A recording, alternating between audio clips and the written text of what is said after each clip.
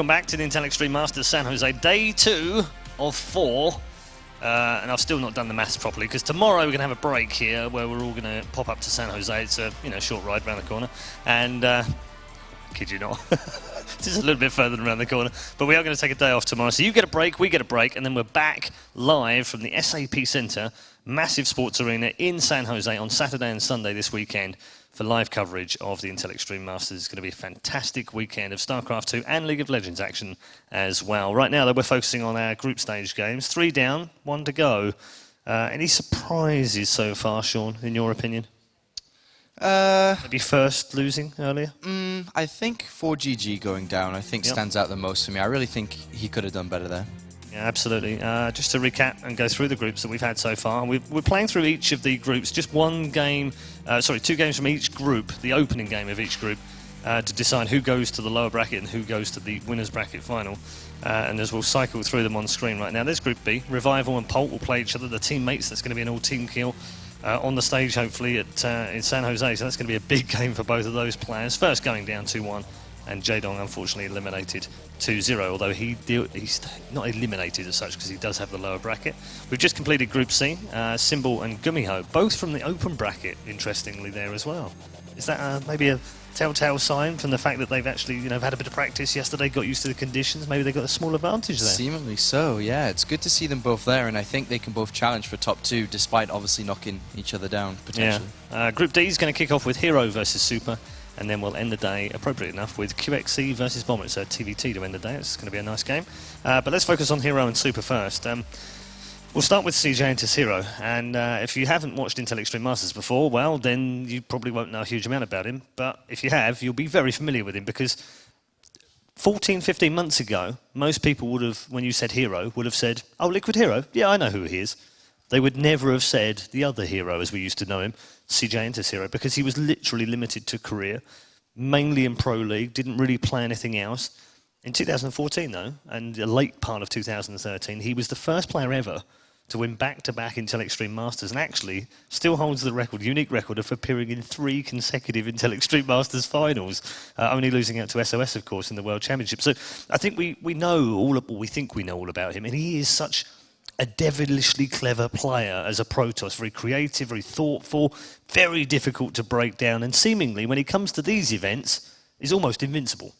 Yeah, he's very good competing at these events, and you know he's very good because he doesn't travel to these events on his own merit. He actually qualifies and then gets here. So he goes through some of the most, if not, no, not even if, it's the most difficult qualifier for the Intel Extreme Masters, and he always seems to be able to win it and then come to these events. And winning that just shows he's entering the tournament in good form, and he always continues to prove that at each event. Absolutely.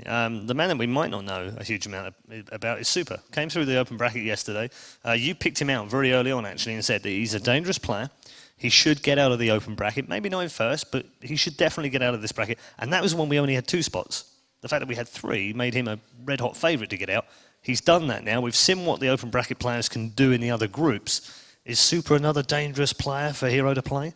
In the open bracket, definitely. Coming into group stages, it's hard to tell because he's got his name back out there again. We all remember him being on Team MVP and Super, and he played in the GSTL and so on and so on, but he hasn't really done too much. He's got his name out there. He's come to this event. Now it's time to really get his name out there. And if he can beat a player like herO on stage, we're going to really start to take him serious. Yeah, I mean, that's the key thing here, isn't it? In a way, herO has travelled this path before that herO's just done. He's gone through open bracket, or qualifiers as it was back then, and he's gone through the tournament, swept the tournament. Well, I remember when we first saw him in Singapore, wasn't it, in 2013, and we were just kind of like, well, okay, we knew he was quite good, but this is insane. How is he doing this? He's just whitewashing everyone, and they were good players that he beat. And likewise, then when he won the back-to-back in Brazil, it was the same thing. It was, you just, this is insane. What is it about these Intel Extreme Masters? He just seems to come and dominate. And then you started to see him in GSL, and you could see the quality in his play. We already knew he was a great Pro League player as well, and he proved that at time and time again this year. Is Super another in the same kind of mold, do you think, or is there something different about him? With Super, comparing him to herO, herO's had a constant rise in his career. He played in Pro League, started to get wins, started to get his name out there, qualified to these events, traveled to the events, won these events. It's just a consistent rise.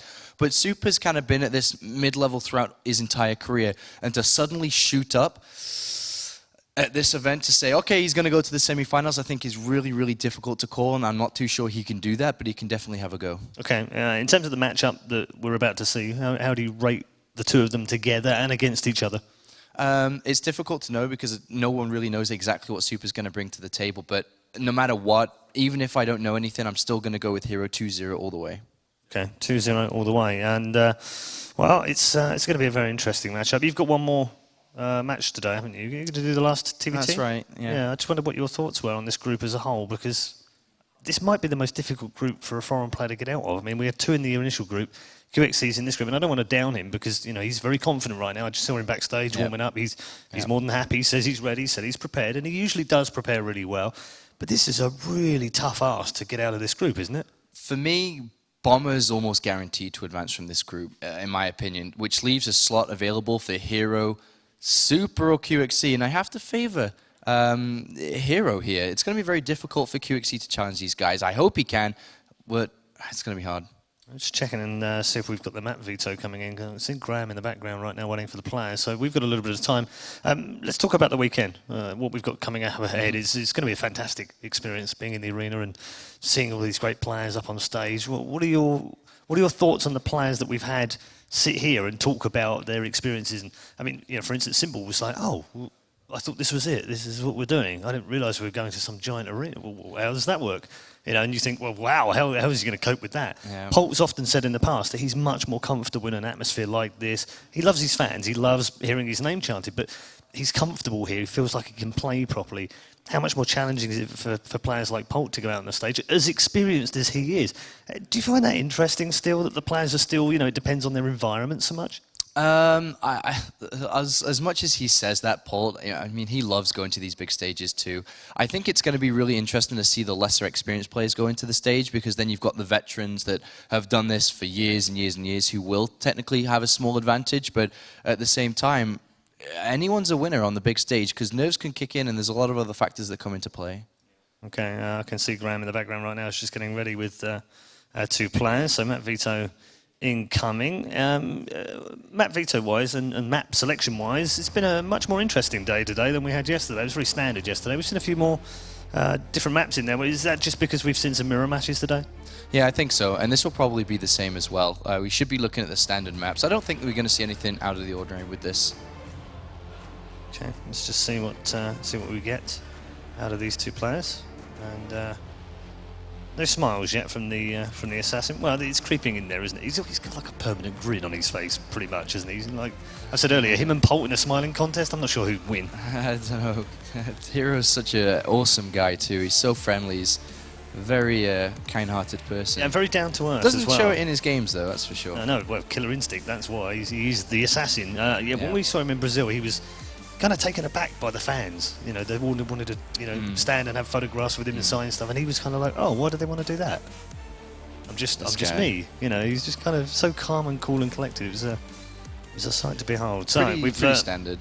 Yeah, well, I mean, that's a very standard, very standard 3 actually. So we're not going to go for anything wild and wacky here.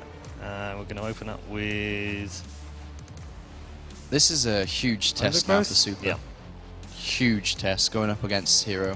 I mean, it's the classic, you know, the GSL players versus the Kesper player right now. This is an old school one. A classic fight here. And in recent times, we all know that the Kesper players dominate now, and they've taken over the GSL, they've taken over Korea, they're taking over these international tournaments as well. So it's no matter which way you look at it and try to spin it, it's always going to be an uphill battle for Super. Okay, so definite CJ Entus. Is this Absolutely. a 2-0 straightforward? This guy's a legend. He's top 5 Protoss worldwide easily. Okay, good stuff. Thank you very much, Sean. Right, let's head over to the commentary desk and find out their thoughts on our 7th match of the day. Just one more remaining, remember, in Group D. Thank you very much, gentlemen, and I couldn't disagree with Apollo there. You know, Johan, I love to disagree with people just for the sake of disagreeing, but you can't really make a valid point for CJ Entus herO not being a top 5 Protoss in the world. I mean, you're going soft on Apollo, man. Is it? I mean, you have Rain, Zest, Usually Todd. that's never stopped you. But yeah, I have to agree as well. herO definitely very high up there. And he's going up against a Super who, I guess he's really good, but not as known. We have quite a few players like this, I guess, in this tournament that we've talked about where they're really good, but they don't get to showcase their skill at too many foreign tournaments, and now it's finally an opportunity. And I'm really not that sure what to expect from Super. I know what kind of performance we can expect out of a hero who, in the past, has always played really well in the Intel Extreme Masters. I think he played 4 Intel Extreme Masters. He won the first 2 that he played, took second in Katowice at the World Finals, and then in the last one was the real disappointing performance. Didn't even make it out of the open bracket, losing to Snoot twice. So hopefully these things will pick up here for him and he will do better. We will see. It's going to be difficult. Sigente's herO, truly a force to be reckoned with, as the Roddy soundboard would say. Like Paul said as well, he has an excellent track record when it comes to IEM events. The only player ever to make it to 3 finals in a row. Unfortunately, he lost that the very big one. That would have boosted his account quite a bit if he would have won that one series against SOS. But perhaps he's going to have a chance to do it all over again this year. On the other end, Super, the guy we just don't know that much about. I'm on the same page as Apollo. You know, often you come in with facts, you're like, ah, Super, you always have a little story about him, how you met him, or the games that you really remember, or why this is such a big tournament for him. I just don't know that much about him. I made it to 2 finals in a row in Warcraft 3. Not that anybody cares, Roddy. Who? Me. Which ones? 2007 and 2008, I think. Yeah, those were the glory years of Letod. You were... those are long gone. You know, if we talk about forces to be reckoned with, once upon a time, Todd was more than just a force. Getting ready to hop into this final series, at least for us. This is going to be my last best stream today. Of course, after this we have another great TVT lined up between Bomber and QXC. QXC has been practicing a lot as well. I'm really pumped for that TVT series. Do you think this is a group that QXC could make it out of? I mean, we're looking at 2 very strong Protoss players here, and of course we have Bomber. But we know that QXC has been putting in crazy amounts of work. He's been making it through stacked qualifiers as well. Do you believe in Kev? Why do you put me on the spot like this? He's probably watching and he's fully expecting a yes. He has a very tough road, man. He has to face Bomber first. Like, that's a pretty tough match. Yeah, I guess he did his homework, so surely he's going to have a chance. But yeah, it's going to be a little tough for him. He made the very hard choice of putting aside cast and focusing on playing. Not all of us are strong enough to make that choice, Roddy. That would be a very bad choice for me, Todd. I would be homeless within a month. It's like, guys, anyone want to pick me up? It's like, nope, sorry, Roddy. Yeah, you're very handsome, maybe for publicity. Well, I'm not. That can only carry you so You're like on a mousepad package or something still after so many years, so who knows, man? Whoever picks you up could raise their sales. If only I would have gotten a cent for every single mousepad that was sold, but that wasn't the case. I don't know what's wrong with young Roddy, but I was like, yeah, mousepad. It's actually really cool. I found myself once in a store in Brazil. I was like, that's me. And I walked up to the cashier. He's like, you want to buy this mousepad? No, but that's me. So you want to buy it? It's getting ready. The map pool is very, very standard, like Paul and Apollo mentioned as well. We're starting off on Overgrove. Second map is going to be played on King Sejong Station. And last but not least, if it's necessary, we will close things out on Merry-Go-Round. These 2 have a little bit of a history. They've met 4 times this year. I didn't think it was going to be that. 4 times this year? Twice in Pro League, once in GSL, and more recently in the Toronto qualifiers. And it's 2-2, so they're very evenly matched. That's something that if you would have told me that without seeing it on your screen, I was like, nah, that's impossible. I would have remembered at least one of these series. Well, 4 times, and Super actually winning quite a few series. Apollo still went for the 2-0 for Sigente's herO, and if I would have to make a prediction, especially because this is IEM, like it feels like Sigente's herO just turns it up a notch when he plays at IEM. Just does a little extra. Except in Toronto, man. How do you go from making it to 3 finals in a row to losing in the open brackets?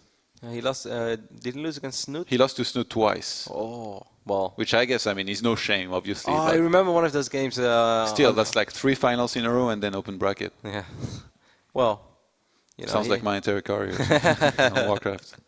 He made up for it later, though. Sigente's herO still, wherever he goes, people are always excited to see him. We're always excited to cast him. I'm always keeping a close eye on his builds as well, just to see what is the flavor of the month in PvP. We casted a PvP series earlier today. There's a good chance you missed it, because this has been a very long day of StarCraft for us. But the very first series of the day was between Rain and Hawk. Unfortunately for us, Johan, we enjoy the longer games in PvP, even though short can be fun. But that was a very short one-sided series. I think there is a good chance that we'll see one of those longer PvP games today. Because if you think about PvP, it can be a truly awesome matchup to watch as well. And I think that got really displayed in one of the series, actually, that Sigente's herO played against MC in the round of 16. for BlizzCon that we played in this very same studio. I thought it was a fantastic best of 5. Is it time for some Blink play, Roddy? It's about time. We didn't really see a whole lot of it yet, so maybe, Johan, maybe. As everyone can see, we are loaded in the first map, Overgrowth. Over here on the right top side of the map, we have our blue Protoss, the smiling assassin, representing CJ is here. It is herO. I won't say he's representing... Nobody heard that. No, didn't happen. It was just like, it was a small audio hiccup. And he is all sound guy, stop chasing me. His ghost is here. And over here on the left bottom side of the map, representing one of the newer teams in our beautiful scene, Invasion Esports, it is Super. Super actually has a pretty good record in PvP, about 60% win rate, and it's basically only versus Koreans. Only against big names. Like literally his latest games are Stats, Trap, Classic. It doesn't really get much better than that, you know? No, that's the creme of the creme when it comes to Protoss players. Of course, Zest, Rain, but those guys, they're always there. Those are very good players. And he's been winning a lot of these series, and even the one that he lost against Stats, that was a 2-3, so that's still a result that you can very well live with. Maybe this series is not going to be as easy as we think it is going to be on herO. You know, like name-wise and achievement-wise, herO is such an overwhelming favorite going into this series. But then if you keep a closer eye on all those results that Super has been posting, it's been flying under the radar a little bit, at least on my radar. Maybe my radar is just like malfunctioning. I have to update my radar, Johan. Well, everybody sometimes, you know, slows down with their capabilities on spotting things. And yeah, these two players are going to have to be on point in regards to that, because in PvP, information is everything, and the way you're going to be able to react to stuff. And look at this, Scout at the same exact timing from both players. I quite like that. They also kind of checked in base, I think, and even the pylon in the corner of his base here for herO. Well, I don't think that indicates too much in terms of is he going to make something there, even though, you know, he could drop down his target. But then if a Roddy Mokar flies in and spots it, even though since it's a Roddy Mokar, it will die after. I really it will think still see it. I really think you misunderstood the whole purpose of the Mothership Core, because I was always talking about killing Mothership Cores, not about using them myself. Okay, if a Roddy Mothership, if a Mothership Core flies across the map and dies, it's a Roddy Mothership Core. I understood it perfectly. No, you took it in the worst way. That makes me sad. So you guys can see as well, keep a close eye on the lower turrets that have been popping up throughout the entire broadcast, because we're still giving away a few free tickets here and there for the Intug Stream Masters. You can use the promo codes that show up on the screen, and if you try one of those and they don't work because they've been overused and we've been giving away too many tickets, you guys can always still buy the tickets as well for the IEM in San Jose. I'm super hyped for this one, Johan. We're going to drive up tomorrow. It's going to be a long drive, but it's going to be super fun. And then we are going to cast some StarCraft in an NHL stadium. Hell yeah. Excites me. We're going to cast some StarCraft. Hell yeah. No, the venue matters. You were onto something though, and I kind of felt it as well. That pylon in the right bottom side of herO's main base, it's just like a type of pylon that's screaming Stargate. It's kind of weird though, because the Mothership Core could actually be shooting at the pylon. That's the nightmare scenario, but you know what? Maybe herO did a little bit of homework. There are some VODs from Super out there. He played 3 PvPs, I believe, in the WDCG, and I do think that the VODs are out there. So if herO picked up on that, this may be why. What a great scout for herO in the main base of Super, as that probe is just like running around and actually saw the Twilight console, saw the additional gateways. So very, very useful little probe there. It's not supposed to get in this phase in the game when there are stalkers out. But you're right, maybe he picked up on something, maybe he saw the way that his Mothership Core is normally positioned. Actually, wow, no, Super is pulling a true Roddy over here. He doesn't have a Mothership Core yet. Okay. How often do you see that, Johan? Almost never, yeah. Unless you watch the Roddy stream. I really wonder what the transition is going to be here out of herO after the Oracle. Usually you drop down the Twilight Council and then you go into Blink. Are you worried about the fact that, like, for herO is most likely going to have to use a very 3 against 3? I think there's a chance that he's going to have to use a very quick photon overcharge, and then he's going to have to worry about the big Blink follow-up.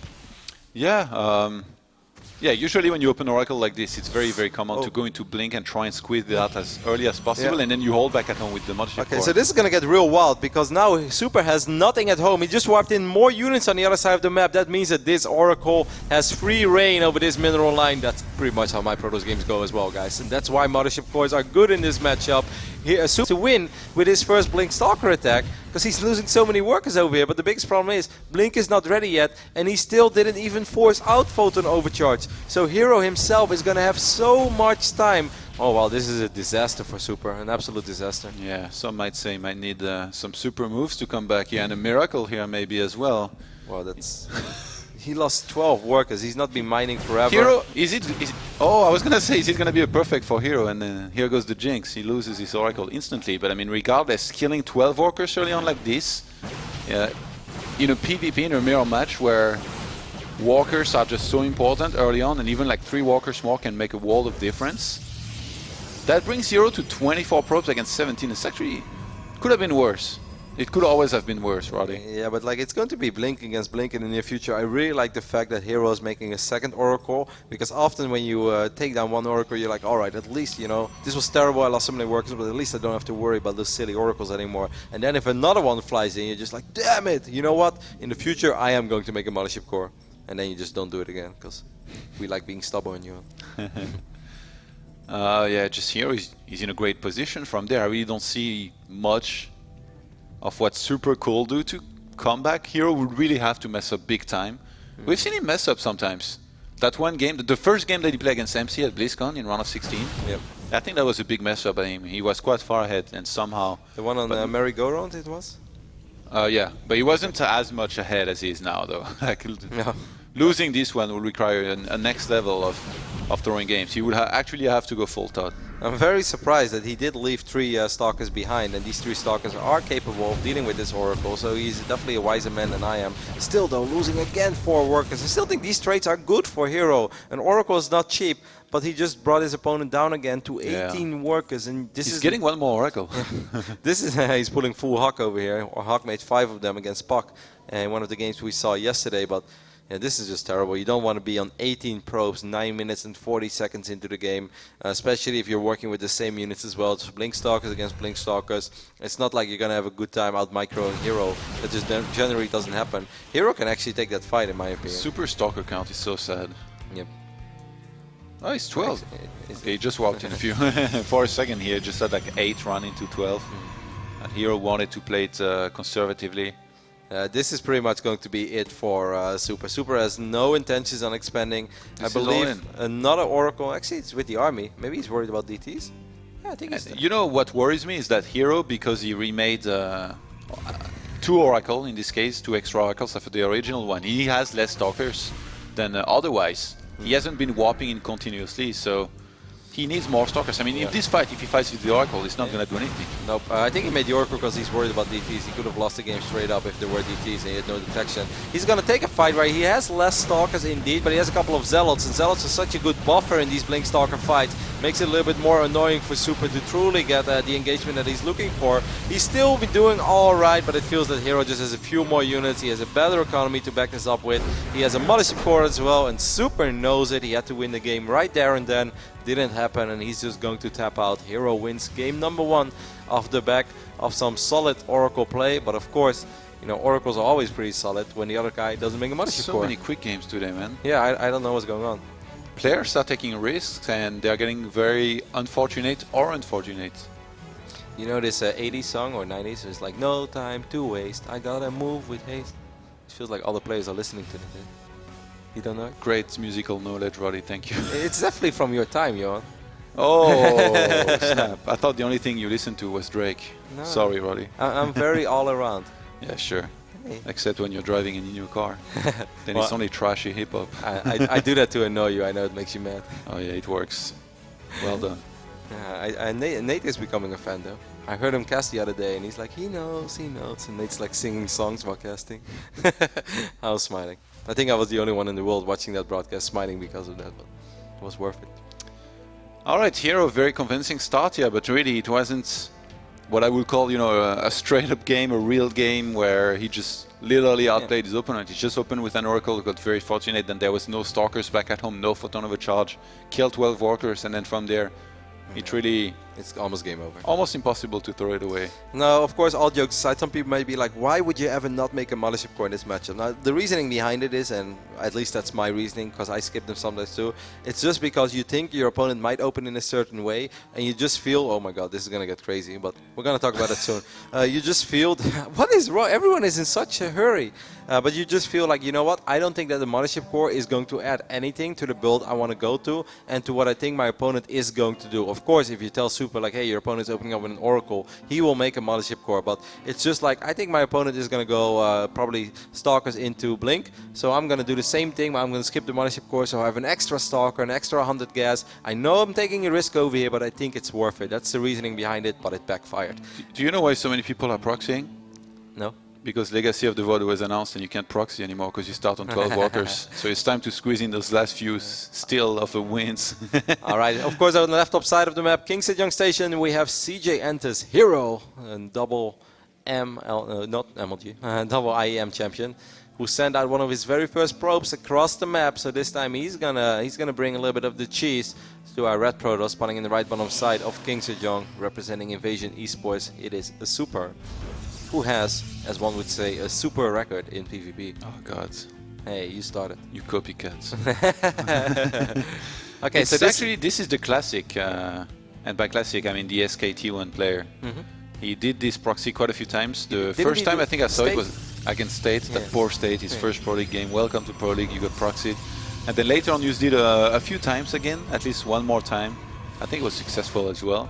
It's very, very strong because you rush with 2 to 3 Zealots, get some Stalkers behind this, but what makes it very, very strong is the follow-up. You go for double or triple additional gateway and then you just do a 3 or 4 gates with basically you're going to do some economic damage and you're almost always going to have your warp gate finishing earlier than your opponent. So it's very cheesy, not quite as cheesy as double gate inside of the main of the opponent, but this one is very, very hard to scout. Like who goes so far out of the base? Like who the hell? It's literally like I don't know too many people that are paranoid and scout this far out. You don't even scout, do you? No, I check the corners of my base unless I'm singing to Drake. Then I forget sometimes. But you know, one probe is making his way across the map, but he has still not seen this, and there is no Zealot on the way either for Super. So this very first Zealot of herO is going to have a very good time already, because the only thing that he's going to fight for the next 20-30 seconds in this game are probes. And as we all know, oh man, that pylon is actually really going to help this Zealot a little bit as well,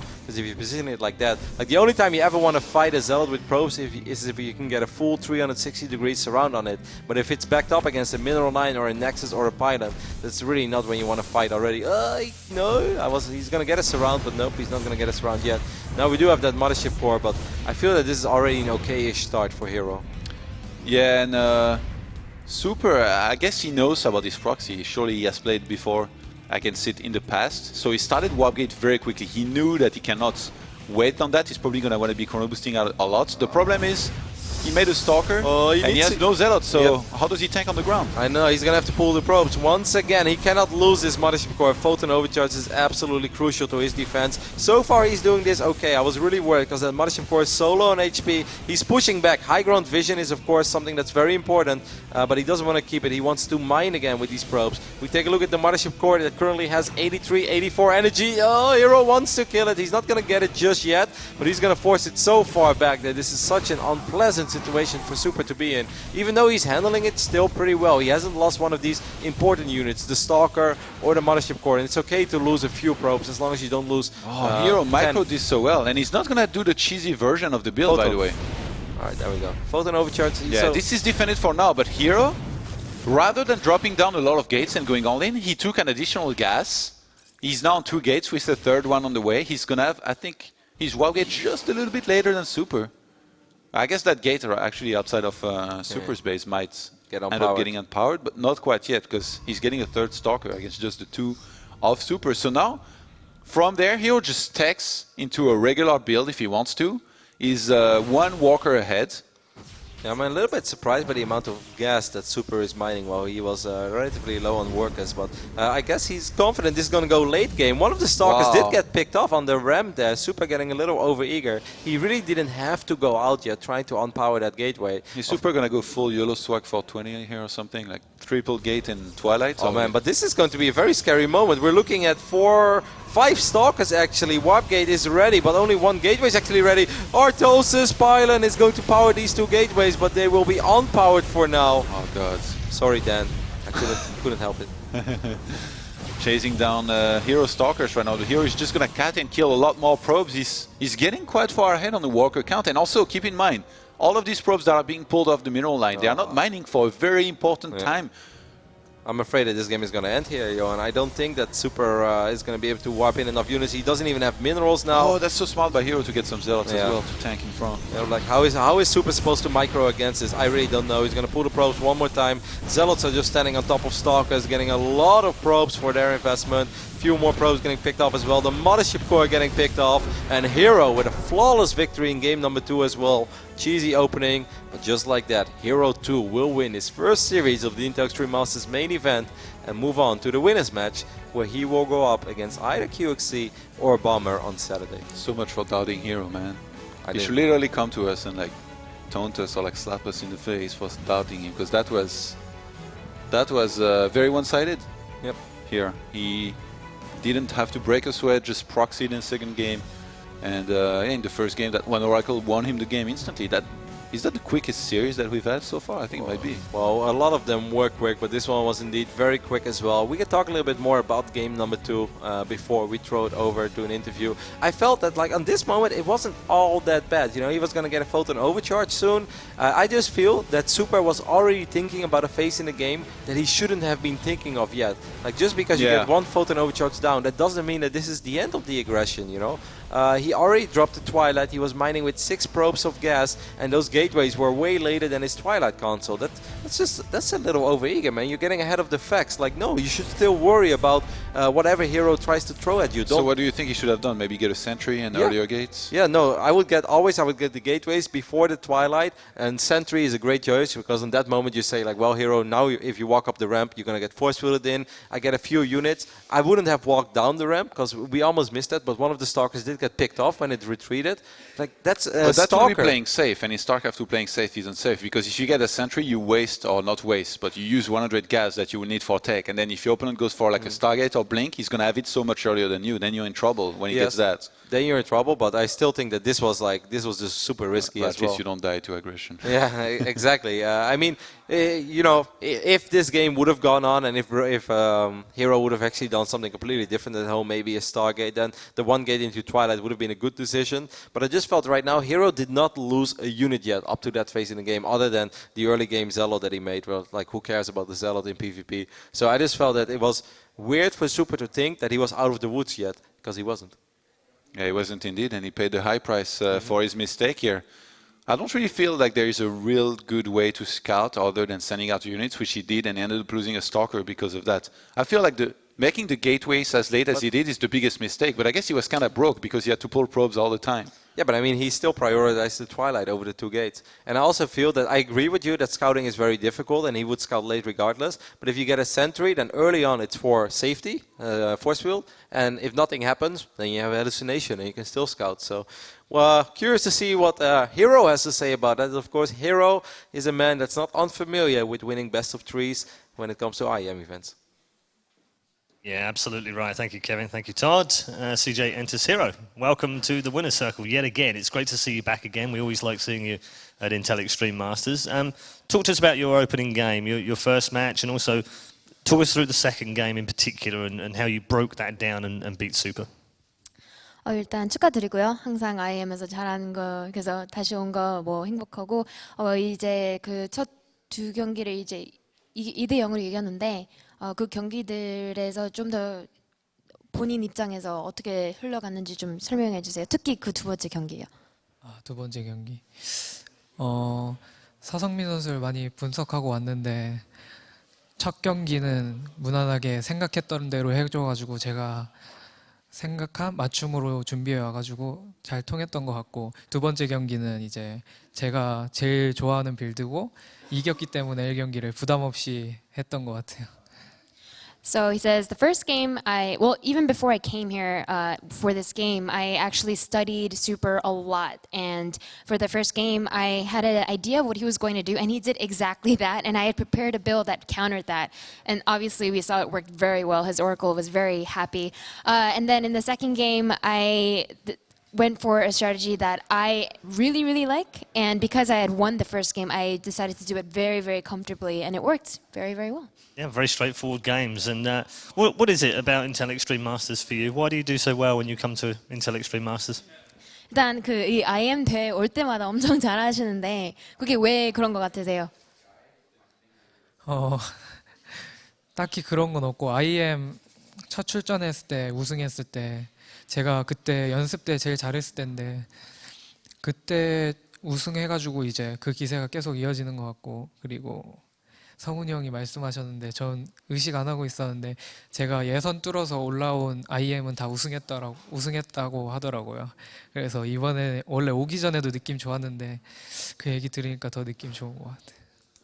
So two things. He says the first time that I won my first Intel Extreme Masters, I was practicing a lot and I was in top condition. So it was just a result of all my efforts and practice. And this is the second thing is it's a truth that I wasn't even aware of, but Polt actually told me that I have never not won an Intel Extreme Masters where I came up out of the qualifiers. And so I felt pretty good about my condition coming in here, but after hearing that, I'm feeling really great. Yeah, that's good. A couple more questions. Where are the shoes? Where are the Intel Extreme Masters shoes? IEM 신발 어딨냐고요? 저 숙소에 보관 중이.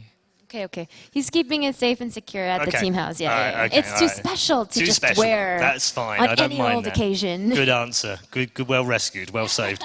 And also, talk to us about San Jose and the fact that you are now going to play in a big arena. You were obviously with us with Katowice. You got to the final, but luckily for you, there's no SOS here, so that's good news. But is there any other player in here that's dangerous? Maybe Rain or maybe Pole? Who else would you think would challenge you if you're going to go all the way to the final this time? 일단 이번 산호세 대회가 캐더비츠처럼 정말 큰 장소거든요. 근데 캐더비츠에서는 아쉽게도 김유진 선수한테 졌는데 다행히도 김유진 선수는 여긴 없어요. 그래서 김유진 선수는 여긴 없지만 이제 여기 있는 선수들 중에서 누가 가장 어려운 상대일 것 같으세요? 한 명 뽑자면 이제 윤종이. 제가 최근에 푸푸전에 자신감이 없기도 하고 윤종이가 푸푸전 되게 잘하기 때문에 경기 대상 1호인 것 같아요. So he says if I were to pick one player, I would say Rain, and it's because lately I haven't been so confident in my PvP, whereas I feel like Rain is very, very good in that matchup as well as in general. So I'd have to say Rain. Okay, well, congratulations, and we'll see you in San Jose in a couple of days' time. It's great to have you back with us again at the Intel Extreme Masters. CJ enters herO safely through to the winner's bracket game in Group D. He'll play the winner of our next game, and it's a very interesting TVT. It's the homegrown man, QXC, going up against Bomber, and it's after the break.